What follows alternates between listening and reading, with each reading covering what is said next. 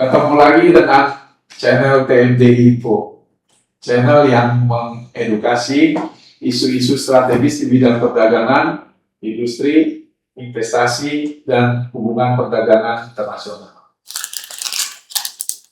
Pada hari ini, kita akan membahas mengenai hubungan bilateral antara Amerika dan Indonesia. Kita mengetahui bahwa Amerika adalah salah satu negara partner dagang kita yang sangat strategis. Oleh karena itu, kita beruntung pada saat ini kita dapat mengundang Bapak Imam Pambagio. Bapak Imam ini adalah mantan Direktur Jenderal Perjanjian Internasional Kementerian Perdagangan, pernah menjadi duta besar Indonesia di WTO, Jenewa, Swiss, dan juga pernah menjadi atas perdagangan di Washington DC, Amerika Serikat.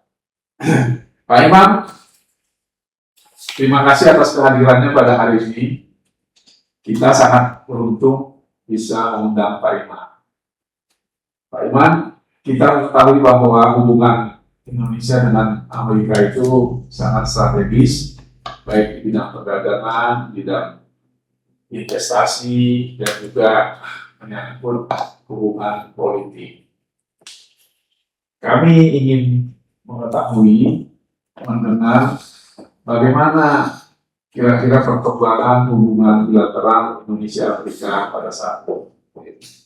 Terima kasih Pak Bos telah mengundang saya untuk berdiskusi dalam kesempatan ini. Saya pikir hubungan bilateral Indonesia dengan Amerika adalah topik yang sangat penting. Mungkin saya akan melihatnya dari helikopter view ya, bagaimana kita melihat Amerika dan mungkin juga Amerika melihat Indonesia.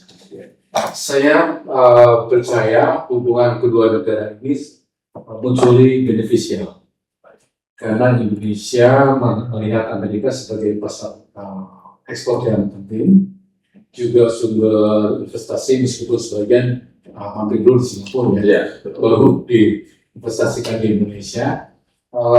Sebaliknya Amerika juga melihat Indonesia sebagai satu kekuatan critical mass di Asia Tenggara yang diharapkan dapat mengikat negara-negara kawasan ini menjadi satu kesatuan yang solid, gitu ya, baik secara ekonomi maupun moneter. Indonesia dan ASEAN mungkin secara strategis itu memerlukan kehadiran Amerika di kawasan ini sebagai upaya untuk mengimbangi kekuatan yang sedang tumbuh, yaitu RRT, untuk menjaga kawasan ini tetap netral. Dan Indonesia juga selama ini sangat sadar bahwa itulah balance yang harus dicapai dalam konteks geopolitik di kawasan ini.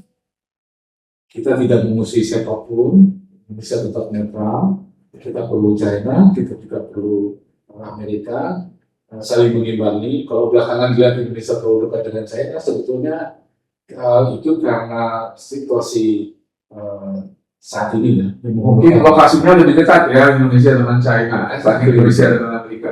Dan belakangan memang supply chain kita dengan China lebih berkembang. Jadi kedekatan proximity geografis itu sangat penting. Jadi saya melihat sama-sama penting sebetulnya. Tapi tentunya peranan Indonesia di ASEAN juga sangat penting. Ekonomi terbesar di kawasan ini, critical mass. Jadi kalau Indonesia gampang itu membawakan dirinya di Asia, maka pertanyaan akan muncul baik di Washington DC maupun di Beijing. Saya kira secara general begitu. Yang kita lihat, kalau saya bisa ambil lebih panjang perspektifnya, kalau abad 19 kita lihat Pax Britannica, kemudian menjadi Pax Americana setelah Perang Dunia Kedua dengan semua Bretton Woods itu. Sekarang sedang muncul yang disebut Pax Asiana. Kebetulan sektornya kekuatannya terutama di China. Tapi China juga tidak bisa hidup sendiri tanpa tetangga-tetangga ini. Jadi kita melihat pergeseran peranan Amerika secara strategik di kawasan ini, bahkan di dunia global. Mungkin kita akan memasuki era multipolar, di mana kekuatan utamanya untuk terutama kalau bicara ekonomi pertumbuhan utamanya ada di Asia. Betul. Jadi memang hubungan Indonesia dengan Amerika ini kadang bagus, kadang menurun dengan berbagai masalah ya. Saya pernah mengingat bahwa Amerika itu berusaha mengurangi ekspor dari Indonesia oleh karena adanya tenaga kerja, baik tenaga kerja maupun produk-produk yang bajakan. Nah, tetapi Indonesia berusaha untuk memperbaiki dan mengikuti beberapa perbaikan di sistem tenaga kerja. Bagaimana pendapat Pak Iman sekarang mengenai itu? Saya pikir kuncinya adalah konsistensi kebijakan. Memang waktu dulu ya, masa-masa lalu, kita mencoba merespon concern dari Washington DC, masalah tenaga kerja, child labor, IPR, ya, macam-macam gitu ya. Bahkan waktu saya masih betul di Washington, masalah turtle excluder devices, segala macam bermasalah karena Penangkapan udang ya. penangkapan udang, macam-macam. Saya pikir pertama valid ya concernnya Amerika. Negara maju kan memang begitu, sudah naik level ya. Concernnya nggak cuma diri sendiri, tapi lingkungan, semacam child labor dan lain-lain. Tapi di pihak lain mereka juga harus memahami ini negara sedang berkembang. Saya ingat waktu berjuang dulu masih di Washington DC memperjuangkan masalah tertulis, dia bilang kalau penyunya terbalik itu caranya membalikannya begini supaya nggak stres segala macam. Saya bilang Anda mikirin penyu yang stres, saya mikirin saudara-saudara saya yang stres luar biasa di jadi memang cara pandangnya berbeda. Bukan berarti salah ya, baik Amerika atau Indonesia. Cuma kita berada di level development yang berbeda, prioritasnya berbeda. Ya, kita ke sana mungkin di jangka panjang, tetapi ya prioritas kita memang sedikit berbeda. Baik Pak Iman, jadi kita ketahui bahwa tanggal 19 Februari tahun ini, awal tahun ini, bahwa pemerintah Indonesia dengan pemerintah Amerika sudah menandatangani agreement on reciprocal trade dan ditandatangani oleh para negara dari kedua negara, jadi sangat strategis sebenarnya ini. Dan kira-kira pertanian itu sekitar 3,4 kalau nggak salah, kemudian yang non agriculture tarif itu bahkan lebih dari 2,7 kalau nggak salah. Kemudian dinaikkan secara signifikan, baru dinegosiasikan, diturunkan, tapi hasilnya juga masih di atas. Jadi itu salah satu keanehannya. Tapi nevertheless, Indonesia mencoba untuk mengamankan akses pasar. Lagi-lagi karena ini menyangkut angka, menyangkut tenaga kerja. Saya pikir sekarang fokus Indonesia dan banyak negara yang melakukan perundingan dengan Amerika itu bergeser paradigmanya. Kalau dulu efisiensi, kalau sekarang resiliensi. Jadi mahal sedikit tidak apa asal saya bisa amankan pasar Amerika. Jadi paradigmanya memang sudah berubah. Resiliensi geopolitik itu lebih ke depan, efisiensi sekarang nomor 2. Jadi saya melihat ini perjanjian yang cukup strategis karena dengan itu Indonesia masih bisa memasuki pasar Amerika dengan berbagai produk unggulannya. Tapi saya sangat berhati-hati untuk menilai apakah kita bisa mendorong ekspor dengan perjanjian. Karena pertama ekonomi Amerika sendiri sedang melemah ya. Sampai tahun 2025 lalu catatan saya awal tahun ini bahkan terus sekitar 15.000 gerai itu ditutup. Gerai ya retail ya. Ya kalau kita dulu lihat Amerika sebagai lucrative market, dan banyak teman-teman kita yang tugas di Eropa belanjanya ke Amerika karena sangat murah. Sekarang lebih dari 15.000 gerai itu ditutup. Itu karena satu ekonominya menurun, kedua kelas menengahnya juga sedang mengalami tekanan berat, tapi juga tidak kalah pentingnya pola belanja sudah berubah. banyak online. Jadi pertanyaannya kemudian nanti jangka panjangnya, apakah worth it mempertahankan pasar Amerika dengan cost yang harus kita bayar? Sekarang saya masuk ke cost yang dibayar. Dalam perjanjian itu memang mengenai tarif, meskipun agak aneh ya. Struktur tarif yang dinegosiasikan menurut saya agak lain dari biasanya. Mereka itu harus dinegosiasikan, tapi kok masih di atas itu. Tetapi banyak elemen yang sifatnya non tarif yang harus diperhatikan. Betul. Bahkan sejak minggu pertama tim negosiasi berangkat, saya sudah menulis di suatu surat kabar, hati-hati, basis mereka itu NPM, atau mungkin mereka dengan itu National Jet Estimate, dia akan korek dari sana. Dan itu istilahnya buku putih ya. Dan itu setiap tahun mereka tahu keluarganya. Jadi ya nyatanya benar bahwa apa yang di situ yang dilempar ke meja untuk ditangani oleh Indonesia. Jadi semua komitmen Indonesia banyak diberikan kepada Amerika. Jadi kita memang harus pandai melihat mana yang kita bisa lakukan, mana yang mungkin sebaiknya direnegosiasi menurut saya. Renegosiasi. Ya. Saya cenderung dari tengah-tengah untuk melihat ini sebagai kesempatan kita untuk melakukan reform. Jadi apa yang dilakukan di NDIR itu tertuang dalam perjanjian ini, sebetulnya hal-hal lama yang menjadi concern pelaku bisnis kita sendiri.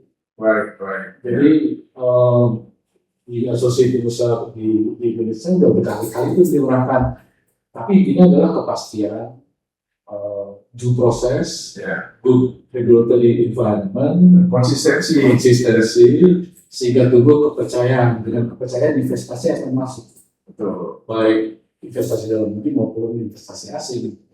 Jadi saya melihat sisi positifnya, ini akan memaksa kita untuk mereformasi diri. Baik. Jadi Pak Iman ya, jadi kita melihat bahwa hanya tujuan ekspor Amerika. Bagaimana kita dengan AFT ini kemungkinan impor dari Amerika semakin banyak, terutama mengenai impor dari bahan-bahan pertanian yang menjadi persaingan sama dengan petani kita. Ya, menurut saya ya pandai-pandai kita ya untuk mengelolanya. Karena sementara mungkin dari Amerika selama ini masih relatif kecil, dari negara lain itu juga besar. Gitu. Saya pikir how you start to balance. Lagi pula komoditi itu, produk pertanian itu kan tidak datang sendiri di Indonesia, pasti ada yang besar dari Indonesia. Karena dibutuhkan kan. Jadi masa kita butuh, mas sekarang mau sourcing dari mana gitu aja. Kalau selama ini barangkali kita mengalami trade deficit yang luar biasa dengan satu negara, tapi kita surplus dan dikomplain oleh Presiden Trump, kita surplusnya terlalu banyak. Ya kita coba di balance. Jadi menurut saya balance dagang ya. Siapa betul kita cari yang paling murah, paling mudah. Memang tadi Pak Iman bicara mengenai surplus defisit perdagangan ini, dan ini menjadi salah satu dasar dari beberapa negara untuk menghimbau Indonesia untuk memperkecil jurang antara ekspor dan impor dari suatu negara. Saya kira itu hal wajar karena saya percaya Indonesia bergabung dengan G20.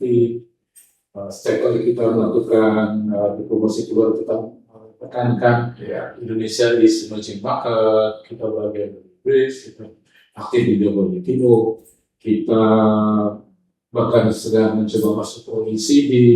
Itu menunjukkan Indonesia is moving forward. Negara-negara jadi hati-hati. Jadi semakin dibutuhkan oleh negara lain kan? Iya. Market. Iya, betul. Tapi juga kuat perilaku Indonesia jadi perhatian. Kita semakin diekspos. Saya rasa banyak negara di dunia tidak mau kecolongan seperti dulu China. Mereka kan sebagian mereka mengatakan kita kelepasan dengan China, memberikan status SND dapat beberapa kemudahan untuk masuk ke WTO, tapi ternyata China bisa bangkit dengan sangat cepat, eksponensial. Betul. Mereka tidak mau mengulang pengalaman yang sama. Baik, sebagai pernah menjadi duta besar WTO, Pak Iman kan melihat bahwa selain pasar Amerika, pasar lain juga bisa kita masuki seperti Eropa. Akan tetapi banyak tantangan kita ke Eropa karena masalah lingkungan hidup. Mana tanggapan Pak Iman? Kenapa Amerika Serikat kurang memperhatikan lingkungan hidup, tetapi Eropa lebih memperhatikan lingkungan hidup di dalam mengurangi ekspor dari kita? Ya, saya pikir Amerika hanya karena pimpinannya bahkan keluar dari Paris. Ya. Jadi kita kesampingan dulu lah. Kita lihat Eropa. Memang negara-negara di Eropa, masyarakat maju itu sudah berpikir setingkat di atas kita dalam hal environment. Ya. Mereka sudah cukup sejahtera, ya, kondisional tentunya, sehingga mereka memikirkan hal-hal lain yang menyangkut environment. Dan mereka sangat kuat di situ. Saya pikir perjanjian yang baru ditandatangani dan dalam proses ratifikasi Indonesia EU SEPA itu harus dijadikan sebagai vehicle bagi Indonesia untuk mendapatkan semacam capacity building untuk memenuhi berbagai prasyarat yang diterbitkan oleh Uni Eropa. Bukan berarti kita membagi buta menurut yang ngomongnya Uni Eropa tentunya. Jadi level of development-nya beda, prioritas kita juga beda. Tetapi saya melihat Indonesia EU SEPA, khususnya chapter on economic and technical cooperation, itu bukan charity project, tetapi gunakanlah itu untuk Indonesia dapat memenuhi requirement untuk investasi masuk ke Indonesia dan produk Indonesia masuk ke Eropa. Jadi saya pikir aspir ini berbeda dengan aspirasi saja, penekanannya dan prioritasnya di mana. Jadi memang saatnya Indonesia saat ini untuk melakukan diversifikasi. Jadi pasar Uni Eropa juga terbatas sebetulnya pendidikan cuma 400-an. Tapi kita harus diversifikasi ke berbagai kawasan, termasuk ke Asia sendiri, ya, ke pasar Asia misalnya. Kita juga harus lihat pasar Afrika, ya, dengan African Continental FTA, 52 negara di sana. Dan juga emerging market sebetulnya secara grup, ya. Ya, Pak Iman, kembali kepada Amerika, Pak Iman kan mengetahui Amerika itu seakan-akan memboikot WTO dengan tidak memboikot pengadilan banding di WTO. Kira-kira apa tujuan Amerika dalam hal? Yang saya tahu mereka sangat mendukung WTO. Ya. Kalau itu pas dengan kepentingan mereka. Ya. Tapi begitu bertolak belakang dengan kepentingan mereka bikin aturannya sendiri. Ini terjadi dalam perjanjian bilateral kita dengan Amerika, ya, baru-baru ini. Yang terkait dengan kebutuhan menunjukkan aparat bodies members, ya, itu karena dia merasa bahwa diskusi settlement di WTO ini, khususnya aparat bodies, ya, itu terlalu sering membuat keputusan yang merugikan Amerika. Padahal sebetulnya itulah garda terakhir, pintu terakhir semua negara untuk melindungi kepentingannya. Kalau tidak fair ya tidak fair. Kalau fair ya harus dikatakan fair. Ya. Jadi itu sebetulnya kepentingan termasuk Indonesia dan negara-negara kecil lainnya. Itulah gardanya yang terakhir. Tapi sekarang sudah tidak berfungsi sebagai orang bilang WTO mati suri, ya. Tapi rasanya enggak juga. Karena setiap kali orang melakukan tudingan bilateral FTA atau regional FTA, basisnya itu kembali ke WTO. Ya. Cuma ya, jadi titik sekarang kan, nggak cocok yang mana gitu. Ya. Yang terakhir Pak Iman, ya, kembali ke AMT Amerika, bahwa tidak lama setelah Indonesia menandatangani perjanjian ART dengan Amerika ini, Mahkamah Agung Amerika malah membatalkan kebijakan nasional Amerika di bidang tarif. Ya. Kira-kira bagaimana efeknya terhadap ART dan terhadap kerjasama Amerika dengan negara-negara lain? Saya fokus ke bilateral sendiri dulu Pak ya. Saya pikir ini saatnya Indonesia untuk mengkaji ulang. Karena sekarang ada ketidakpastian. Iya. Meskipun saya dengar katanya tetap akan diratifikasi, tapi kan tujuannya itu kan satu kesatuan. Tarif dengan non tarif facilitation dan lain-lain itu kan satu kesatuan. Tak bisa sertifikasi hanya bagian tarifnya atau yang lainnya non tarif sebagainya. Jadi sebaiknya Indonesia hati-hati, dan sekarang kan sedang memasuki screening terkait dengan forced labor dan section 301 kalau nggak salah. Iya. Itu lagi-lagi menciptakan ketidakpastian. Jadi menurut saya sebaiknya menunggu kepastian dulu, tapi kita kerjakan pekerjaan rumah kita. Pekerjaan rumah kita tuh sangat banyak. Ya. Kita sudah mulai harus memetakannya, karena hitung-hitungan yang saya lakukan all in all di antara negara-negara Asia sebetulnya nggak terlalu beda dan tidak baik yang dapat. Kalau kita bicara mengenai average sekali itu yang terlalu beda antara Indonesia, Thailand, Malaysia, Kamboja, Filipina. Hasil akhir dominan itu sekitar 19%. Vietnam 20% itu ada 1%. Iya. Jadi kompetitif gapnya itu bukan ditarik sebetulnya, tapi bagaimana kita memproduksi sebuah barang secara efisien, delivery-nya tepat waktu, dengan harga yang kompetitif. 1% itu bedanya dengan Vietnam tidak jauh. Tapi kemampuan Vietnam untuk menghasilkan produk yang standar tinggi, murah, time delivery itu juga di atas kita. Jadi kompetitif edge-nya bukan ditarik sebetulnya. Jadi menurut saya sudah saatnya kita harus lihat lebih detail ya. Kalau bicara secara general ya orang cenderung ngomongin cuma politiknya ya. Tapi saya pikir hitung-hitungannya harus jelas. Baik, terima kasih Pak Iman atas informasi yang diberikan. Kalau kita melihat ya, bahwa Indonesia ini sebagai negara terbesar di ASEAN dan memang punya privilege untuk bisa membawa ASEAN lebih maju. Apalagi tadi Pak Imam mengatakan bahwa hegemoni Amerika sudah semakin berkurang dan hegemoni China semakin membaik ya, membesar, di mana China itu sangat membutuhkan supply chain dari negara-negara sekitarnya. Kira-kira bagaimana kemungkinannya bahwa suatu saat hegemoni Amerika ini betul-betul hilang atau berkurang sangat drastis dengan meningkatnya hegemoni China didukung oleh ASEAN? Saya melihat ke depan ASEAN harus memainkan peran geopolitik lebih kuat, geopolitik dan geoekonomi. Karena bagi China, ASEAN ini barangkali backyardnya ya. Kalau kawasan ini tidak stabil, dampaknya ke China sendiri. Jadi seperti South China Sea misalnya, dan negara-negara yang berbatasan langsung dengan China misalnya.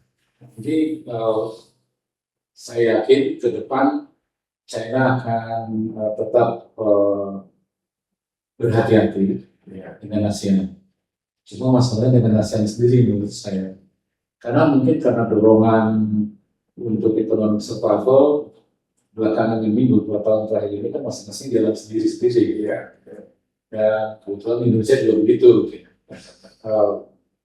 Saya pikir sudah saatnya Indonesia kembali mengambil leadership di ASEAN. we are the biggest economist in the region di Indonesia. Dan itu banyak yang menanyakan hal itu kepada saya sebetulnya. Kapan Indonesia bisa tampil lagi, stabilize ASEAN? Jadi internal cohesionnya sekarang terus terang menjadi banyak pertanyaan. Ya, kita begitu banyak agreement, internal agreement, tapi juga banyak national variation-nya. Gitu. Ya, ya. Jadi di meja kuningan sepakat begini, tapi begitu kembali ke capital, masing-masing modifikasi sesuai dengan kepentingannya sendiri. Ya. Kalau dulu kita menegasikan akan menyusun kebijakan dengan pertanyaan apakah ini fit in with the ASEAN commitment. Ya, sekarang tanya kembali, apakah ASEAN masih sesuai dengan kepentingan saya?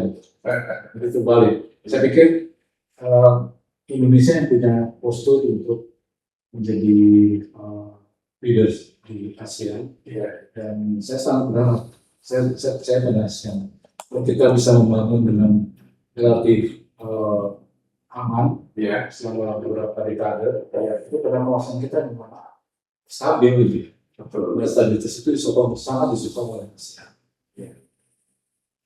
Pak Iman, kita akhir-akhir ini kan mendengar bahwa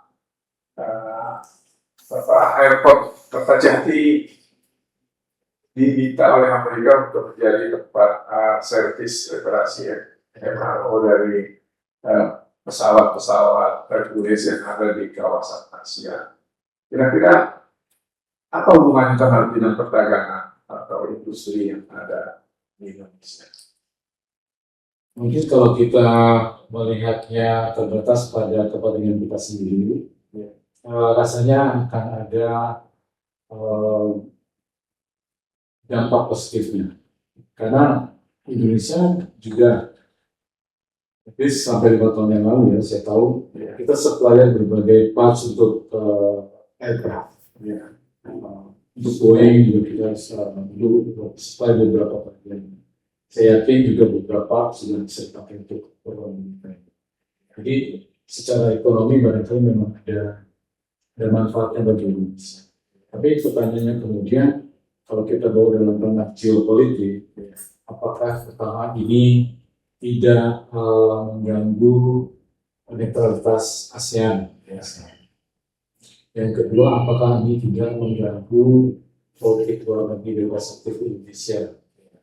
Karena komitmen negara-negara ASEAN sejak lama tidak ada military base dari negara lain asing di kawasan ini. Bahkan Sudik di Filipina kan juga sudah dibubarkan. Tapi lagi-lagi sekarang masing-masing mencari jalan selamatnya sendiri. Barangkali ini masih jauh ya. Dampaknya seperti apa? Yang positif maupun yang negatif. Tapi kalau dari segi ekonomi bagaimana rasanya akan sedikit membawa manfaat bagi Indonesia. Dan kawasan itu akan hidup, betul sekitar. Setelah sekian lama mungkin idol, ya, airportnya idol selama ini komersial. Iya, airportnya idol. Dan memang belum jelas apakah ini untuk base bagi pesawat-pesawat militer atau memang hanya untuk MRO ya, untuk reparasi maintenance-nya pesawat-pesawat komersial Hercules yang memang spesifik jenis pesawatnya. Ya, betul. Yang saya tidak bisa menduga-duga ya. Kita lihat ke depan seperti apa. Tetapi mungkin kawasan itu akan berkembang menurut saya. Karena pastinya akan ada personal militer juga di sana dari Amerika. Bisa jadi memang. Iya. Tapi lagi kembali ke pertimbangan geopolitik seperti apa. Baik, terima kasih Pak Iman sudah berdiskusi cukup lama dengan TND Info dan sudah bersedia berkunjung ke studio, dan mudah-mudahan para pemirsa bisa melihat dan memahami bagaimana hubungan bilateral antara Indonesia dan Amerika pada saat ini. Dan ke depan juga Amerika masih tetap menjadi negara partner kita di dalam bidang ekonomi dan juga investasi. Sampai ketemu lagi pada acara TND Info yang akan datang. Terima kasih.